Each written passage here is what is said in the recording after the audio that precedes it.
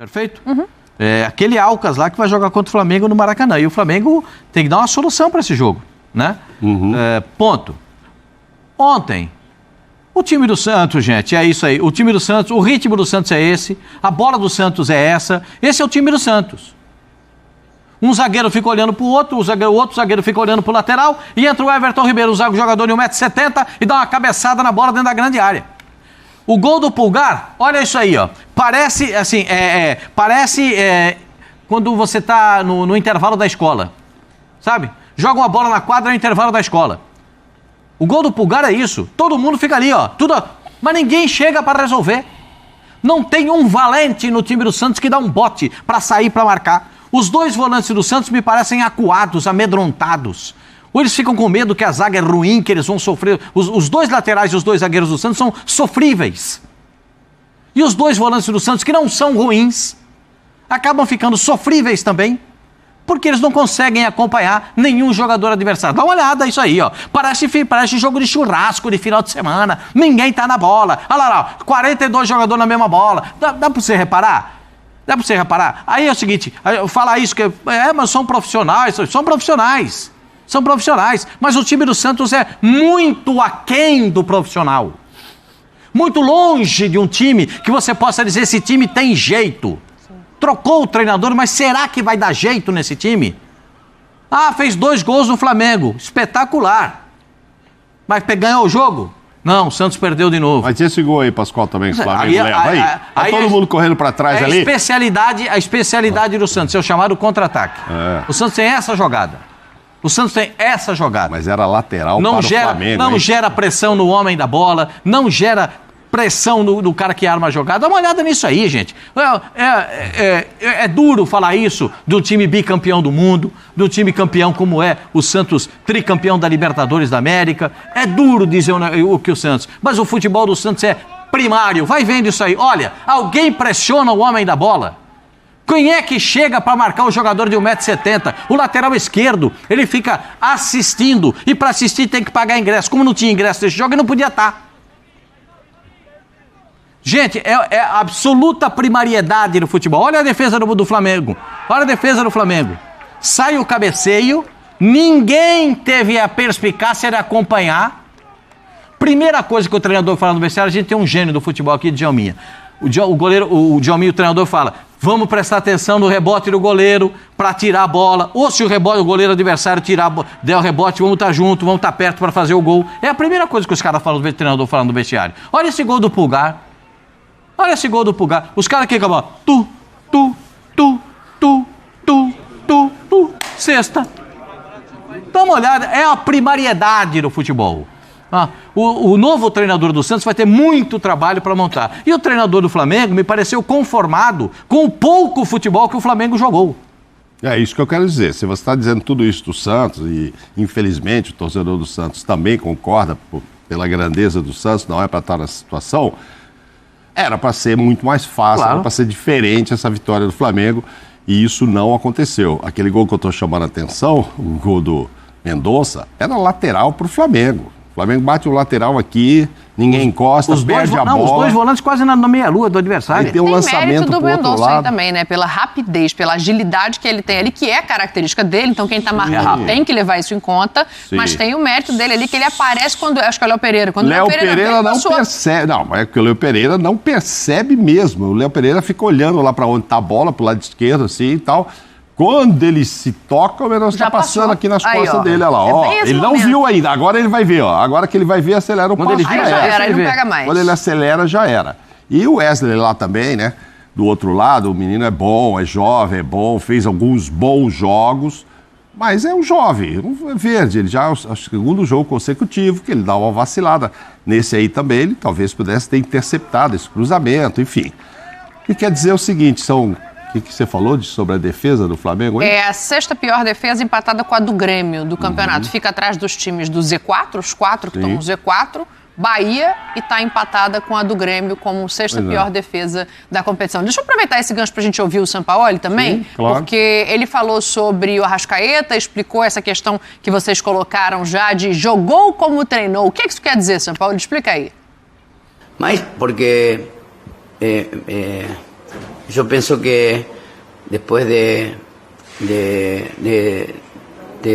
match o de Bragantino, la gente entendió que muchas veces se tiene que defender con el balón, tenemos que encontrar diferentes líneas de pase, más precisión, más protagonismo.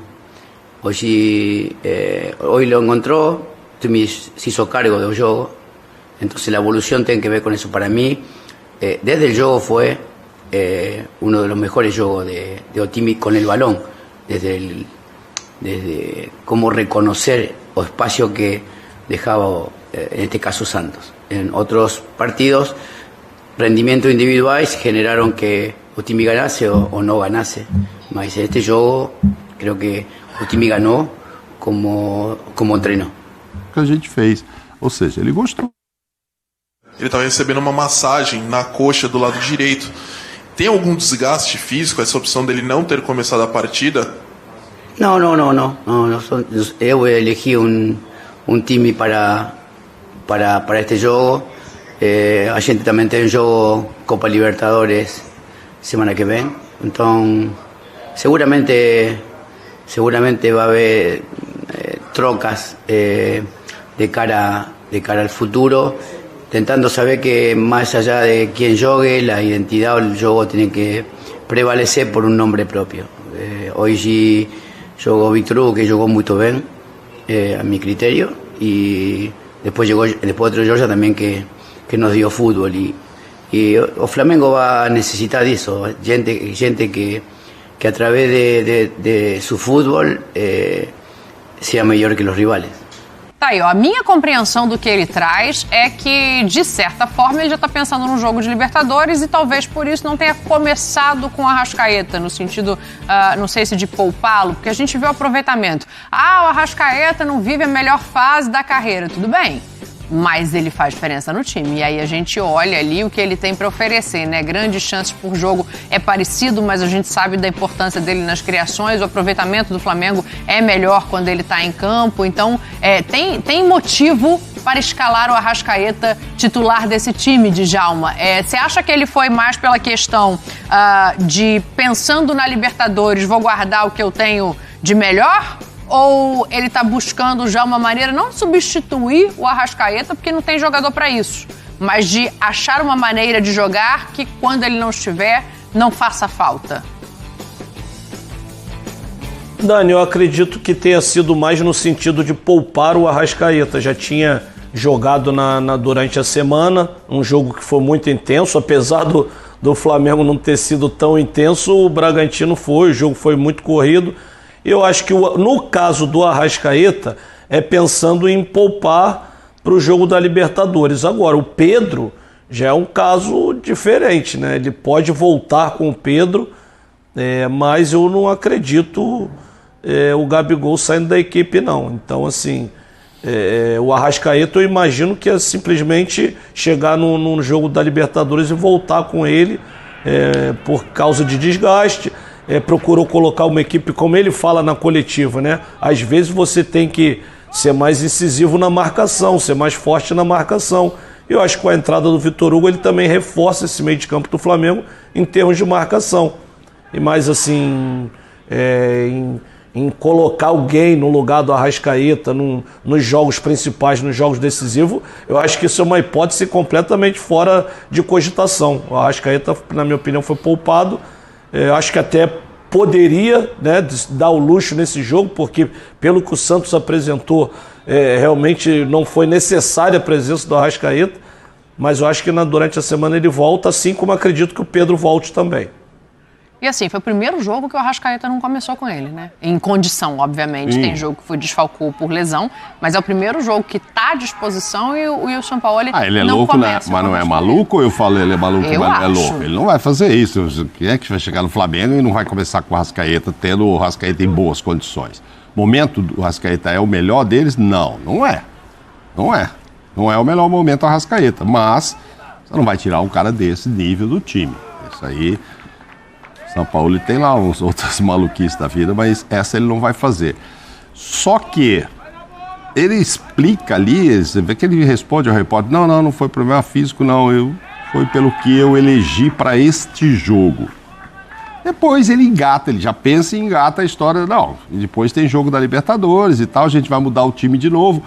Ou seja, meu entendimento é assim, tipo, calma gente, que ele vai voltar pro jogo da Libertadores.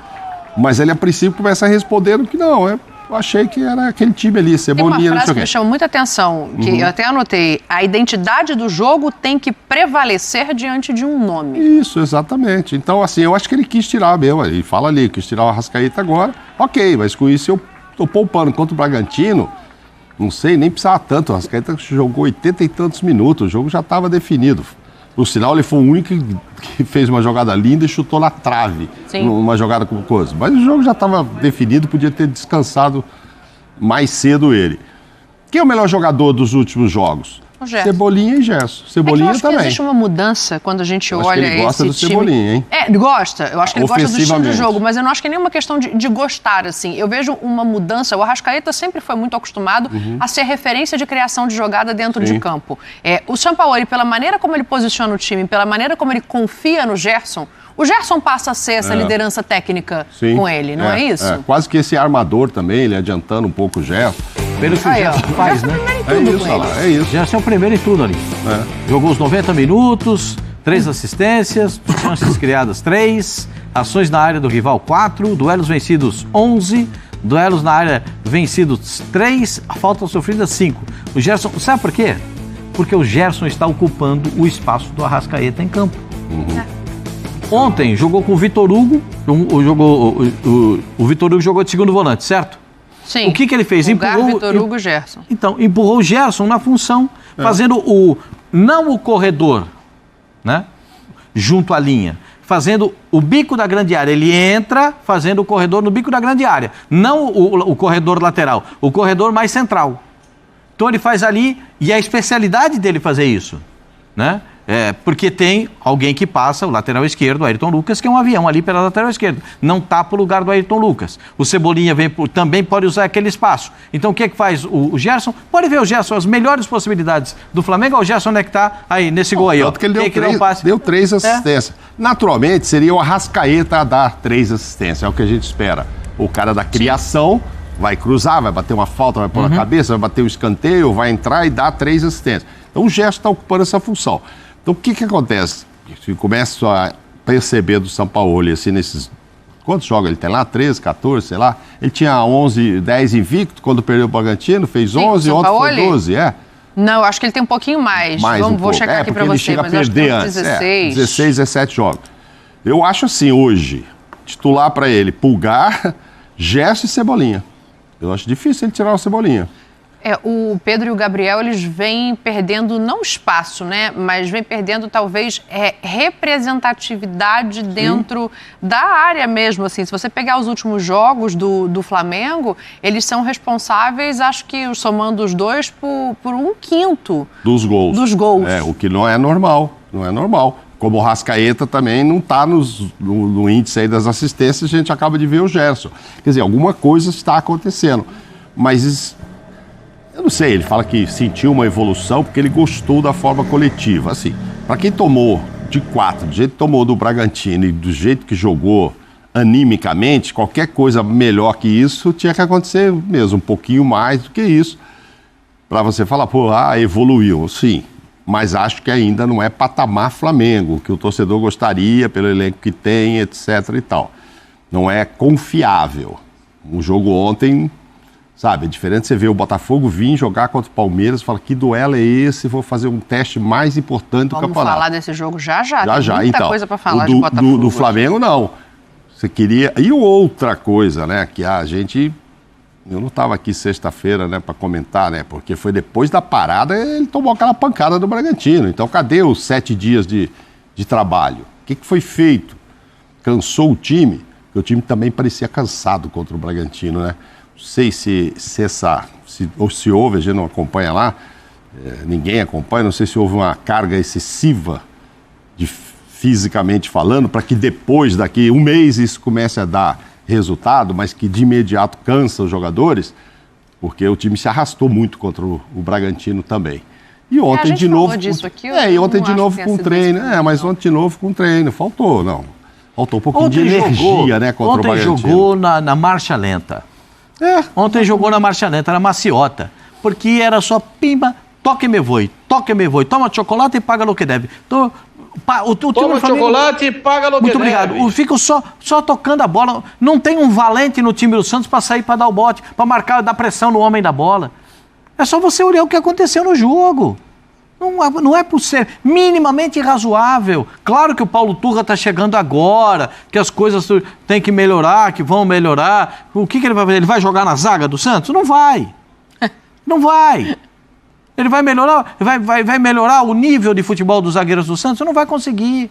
Então, nesse aspecto, sim. Você me lembrou a declaração do Zago, falando sobre o Curitiba, que tomou de 5 também.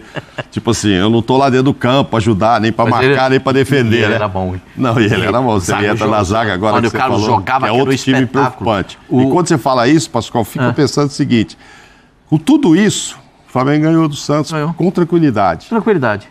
E sem jogar no futebol brilhante. E o Santos? Então, imagina o Santos, então. Imagina, o final, foi a primeira rodada que todos os paulistas perderam. Claro, porque o Palmeiras nunca perdia.